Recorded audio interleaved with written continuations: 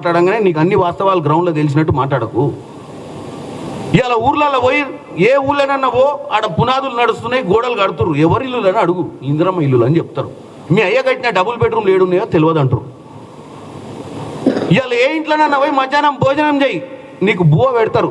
మీ అయ్య ఉన్నప్పుడు పెట్టిన దొడ్డన్నం కాదు, సన్న బియ్యం పెడతారు. నువ్వు ఏడనన్నా పో, ఇందిరమ్మ ఇల్లులు కనపడతాయి.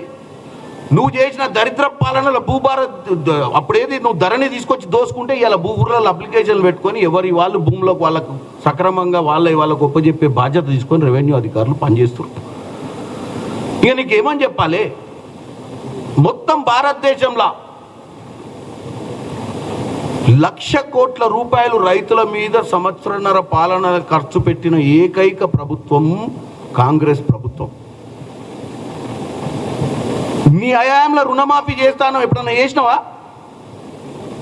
25,50,000 మందికి రుణమాఫీ చేసినాం. నువ్వు ఇంటికన్నా పోయి అడిగితే తెలుస్తుంది నీకు రుణమాఫీ అయిందా లేదా అడక అనుకుంటే.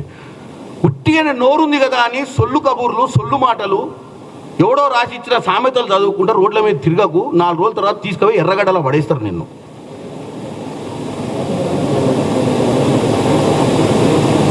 ఎందుకంటే నువ్వు సరే నీకు ఉద్యమం సంబంధం లేకున్నా నీ అదృష్టం బాగుండి మీ అయ్య దళితుని ముఖ్యమంత్రి చేస్తా అని మోసం చేసి ఆయన ముఖ్యమంత్రి నీకు మంత్రి పదవి ఇచ్చి నీ బావకు మంత్రి పదవి ఇచ్చి కుటుంబ పాలన బ్రహ్మాండంగా చేసుకుర్రు. సరే వచ్చింది ఇన్నేళ్ళు నువ్వు అధికారంలో ఉండి కొద్ది కామన్ సెన్స్ ఉండి మాట్లాడాలి కదా. అన్ని అబద్ధాలు మాట్లాడితే ఎట్లా? ఇన్ని నువ్వు మాట్లాడిన ఇన్ని పాయింట్లు నువ్వు ఇలా మాట్లాడిన ఒక్కటి కూడా నిజం లేదు ఇలా. ఒక్కటంటే ఒక్కటి. ఆఖరికి ఈ ప్రెస్ మీట్ కూడా ఏది జలశక్తి మినిస్టర్ ఇచ్చిన ప్రెస్ మీట్ కూడా.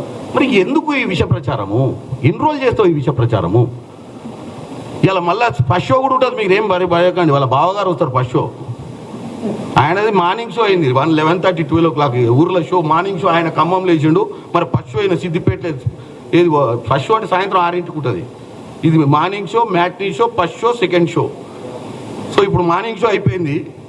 ఇప్పుడు నేను ఎందుకు చెప్పిన అంటే మళ్ళీ ఎవడో అదే సబ్జెక్ట్ పట్టుకొని వచ్చి మళ్ళీ ఏదో దాన్నే రుద్దగాలని చెప్పి సినిమా ఇది ఫ్లాపు. మీ పొద్దున పెట్టే సినిమాకు అర్థం లేదని తెలంగాణ ప్రజలు చెప్పనీకి నేను మ్యాట్నీ షోలు నేను పెట్టినా, రివ్యూ ఇచ్చిన. అంటే ఎవడు పోకురు థియేటర్ కానీ. కాబట్టి ఈ దరిద్రపు ప్రచారాన్ని బంద్ చేయాలని ముఖ్యంగా ఈ బావాబామర్దులకు తెలియజేస్తున్నాను. ఇక 100% ఆయనకు సీట్లు కావాలంటే అర్జెంటుగా ఎన్నికలు పెట్టాలి. మరి నేను ఇంకోటి అడుగుతున్నా, 42% రిజర్వేషన్ ఇవ్వాలని భారతదేశంలోనే మొట్టమొదటి రాష్ట్రంగా కులగణన చేసినటువంటి తెలంగాణలో నా తెలంగాణ అని చెప్పుకోవాల్సి పోయి చేసినామని చెప్పుకొని బీసీ బిడ్డల ముందు గొప్ప చెప్పుకోవాల్సింది పోయి వీళ్ళతో ఏమవుతుంది? వీళ్ళు ఉట్టిగానే అంత చిత్తశుద్ధి లేదు, ఏం లేదు, టైంపాస్ చేస్తారు. వీళ్ళు ఇచ్చేది లేదు, పాడలేదు, కేవలం అదేదో గవర్నర్ గారు పంపించారు. ఇది కాదు సెంట్రల్ గవర్నమెంట్ చేతిలో ఉంటుంది, ఇది చెయ్యరు పీకర్ అని ఈయననే చెప్తుండు. సరే చెయ్యరు పీకర్ అని నువ్వు అంటున్నావు కదా. మా చిత్తశుద్ధి మేము అసెంబ్లీలో పెట్టినాం, క్యాబినెట్లో పెట్టినాం, ఆర్డినెన్స్ పెట్టినాం, ఇప్పుడు గవర్నర్ గారి టేబుల్ మీద ఉంది.